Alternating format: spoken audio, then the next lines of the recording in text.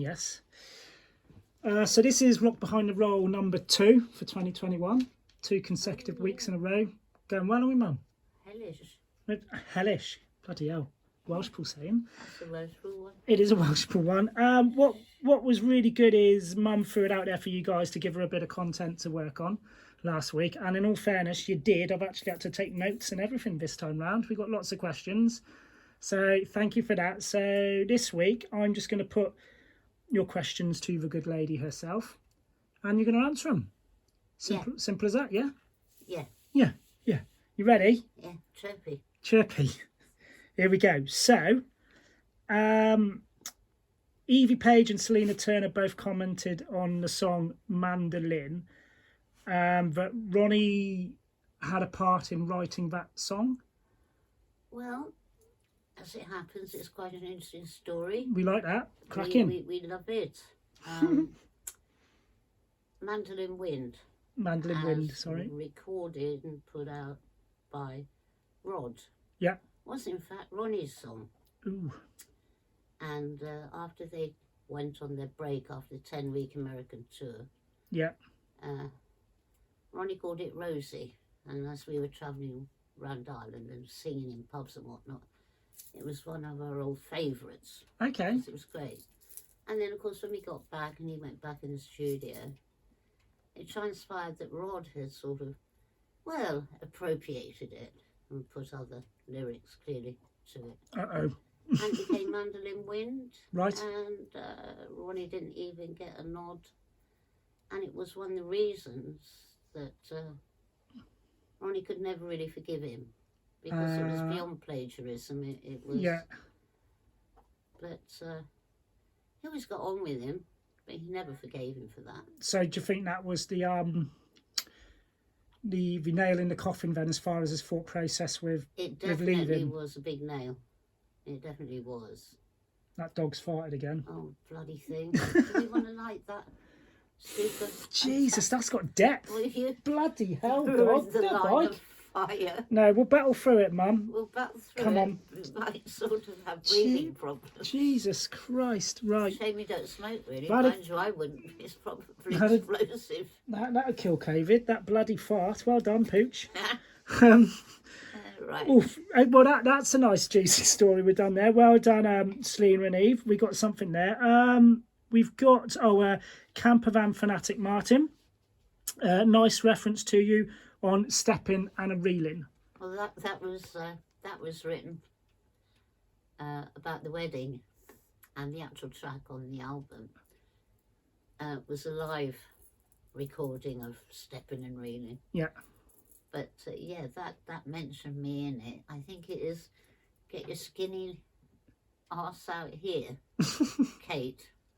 It was lovely. Well, there you go. If you listen to that, find that song. That's definitely me. Yes. So well done, Martin, bringing that one up. We like that. Evie Page had another comment about Love Lives Here, the story behind that. So that's face. That was with the faces, was it? Yes. But, I think what she mentions is probably true. I think it probably was written about Stan. Ronnie's house, his childhood home. Yes. Yeah. Yeah. So don't know too much on that one. Because Debris, which is another beautiful song that he wrote, was written about standing there on somewhere in the East End. He was very had very strong feelings about the East End from his childhood. Yeah. And Debbie was standing there looking at it all and thinking of his dad. Yeah. And I think the reference in that song, which I'm trying to remember the lyrics of it, is another sort of flashback to what it was like in the East End then. Yeah.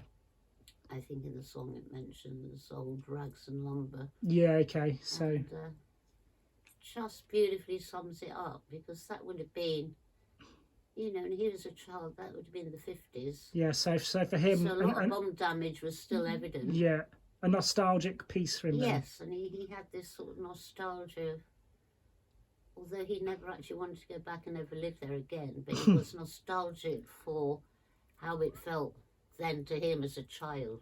Yeah. Well, that's good. I mean, we all like our childhood memories, come good or bad. Yeah. I mean, the only nostalgia I've got from childhood is terrorising farmers because there was nothing else to do where we lived. But there you go, and sometimes helping them. Good. Okay, so we've got one from Richard Greenfield saying, "Just for a moment" is a favourite in our house. Oh, it's just fab. Yeah. So song. Yeah, have you got anything? Well, it was an epiphany moment for Ronnie. Yeah. I mean, it says it all in the song. Just for a moment. Yeah. I came across me, and I think yet again that refers back to that fateful American tour. Oh, okay. Yeah. Where he was. It was when they broke America, and it was a bloody long tour. And it was full of absolutely everything plus. I can imagine, Bearing in mind, he'd gone through a lot of everything plus in the small faces. Yeah. So you could say that getting jaded was on the cards, because you can only really find that interesting for so long. To be fair, yeah, absolutely. It soon holds not a lot of allure unless you really just want to get hammered the entire time. It's called growing up, isn't it? I think it is, yeah. It's something to do with that, and also having something else you want to do. Realising there's a bit more than... And I think he sort of found himself on the side of a hill or whatever. And it dawned on him that coming across himself meant... Moment of clarity. Yes, you know, moving away from all that. And he had a deep love for the art, didn't he? The songwriting, the actual musicality and the lyrics. You know, it was clear. And he did become a very good showman. But he actually always was a bit of a showman, because it's very evident when I look back on the small faces days, particularly in the faces, where the chemistry within the band. Yeah. And there's a lot going on between Ronnie and Ronnie. Oh yeah, you could see Woody and Ronnie, cheeky chappies, and there's sort of a good buffer for Rod, so that he couldn't really sort of take himself too seriously with those two about, because it just wasn't happening. Plus Mac was another one who caused the mix to have this sort of real having a bloody good time. Yeah. And that's why they were so popular, because you didn't go to a gig and not have a bloody good time. Yeah. I mean, it was very, very infectious. Yeah. Well, you look, I mean, sounds silly, but look at Rube, yeah? And obviously, Rube, all your kids are sensible now, Mum. We're all settled down. But, you know, back when we were younger, and certainly when I'd be going out and that, you know, the night was not happening unless Rube was there. Yeah, of course. And everyone was just like, where's Rube? Get Rube here. And he'd bring that, like, fun element. Catalyst. Yeah. And then we'd all just start acting like idiots. But it was all right, because Rube was there. Yeah, Rube could take the drop. Let's go, Rube. But yeah, so... And Rube, we're all bored. Yeah. Lighten up, we'll vanish when it gets hot. I know. I'll always remember... One night, Rube just had a funny look on his face. I think it was a fancy dress party, and he wasn't dressed as anything, but he just looked mischievous. Yeah. And nice outfit, Rube. What was your come house? And he just went, trouble on a stick. I was like, spot on, mate. Trouble on a stick. That's Rube. Okay, good. Andrea Lazaro has asked about Tin and Tambourine and Ain't No Lady has asked about both of those. Yeah, I wrote both of those. Get you. And Tin and Tambourine was literally about a dream I had, and I woke up. So Ronnie, I had the crazy dream. He said, well, what was it about? And I said, all I can remember is a tin and tambourine. He said, that's pretty stupid. I said, should I try and write a song out of it? And so I did. And it's basically, there's not an awful lot of lyrics in it. Really. It's kind of, I don't know, just another dream of tin and tambourine, and threw a few more things in to get it to be a song. and he put some beautiful music to it, and it just worked. Yeah, yeah. And the other one, Ain't No Lady. Yeah.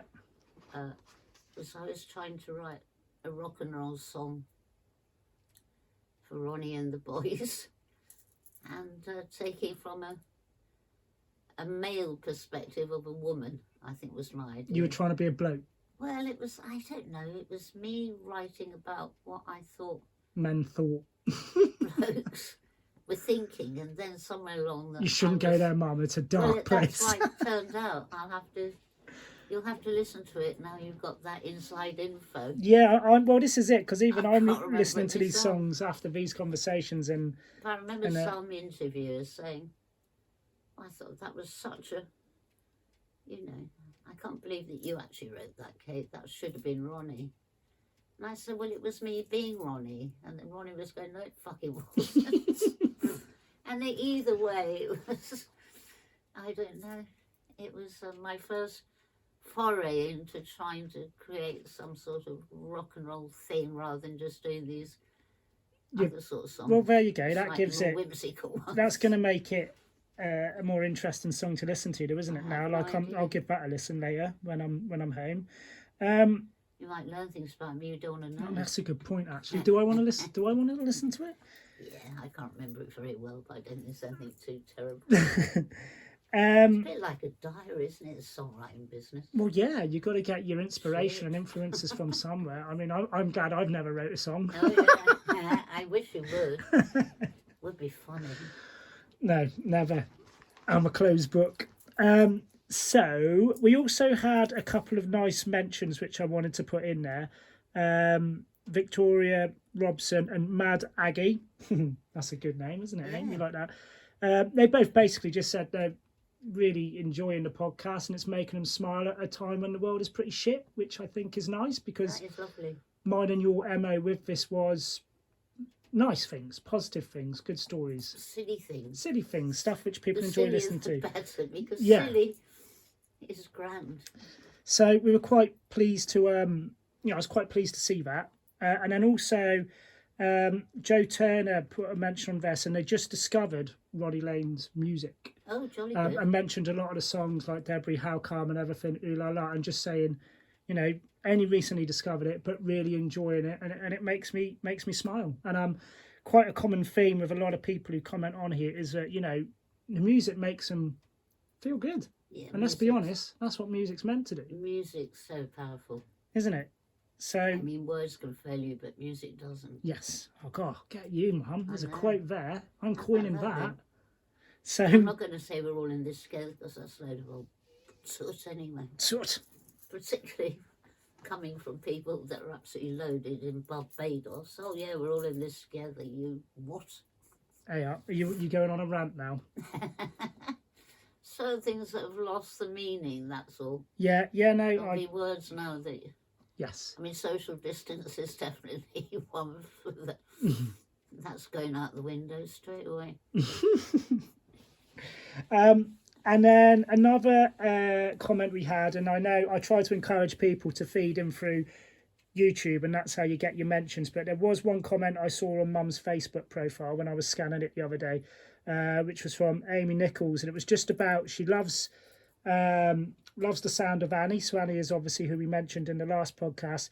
And do you have any more stories on Annie, or any more remedies like mustard on your arm? How to get a first degree burn? Or have you got anything else? Because obviously, I mean I didn't know Annie obviously, but I know she was a massive influence for you and the guys, and also the boys and sis. So she was. In fact, I'd like to reopen that one when we've got Alana and or Luke here, because.